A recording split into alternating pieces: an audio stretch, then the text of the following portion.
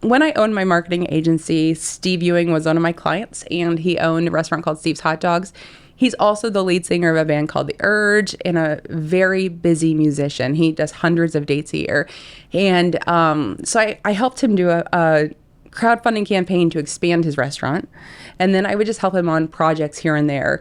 And at some point he reached out to me and just said, I can't really juggle the music and the restaurants. And I don't blame him, to be honest, now that I'm in there. And I see how hard it is. I don't know how he ever did it by himself in the first place. And so he asked if I would just sort of help get the word out that he's going to close so people could come in and say goodbye. And I said, Steve, what you have here is really, really special. I've never seen it with any other client I have. You have this cult following of people that really will support you no matter what you do.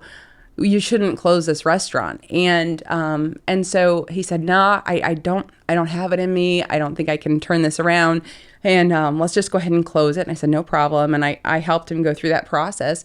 And about 3 or 4 days into the final week of Steve's, they'd been thousands of people came out. It was he probably did more business in that week than he'd done the entire year previous. And everybody came through to say goodbye, and he changed his mind about closing. And he said, okay, Danny, can you guys help me? And that was how we went into it. We actually shut down Steve's, did our due diligence, looked at whether or not it really could be saved, and thought it could. And we relaunched it with him. And we relaunched it, of course, March 1st of 2020. Not an ideal time to do so. And that was just sort of something I always did on the side. I had my day job as a COO.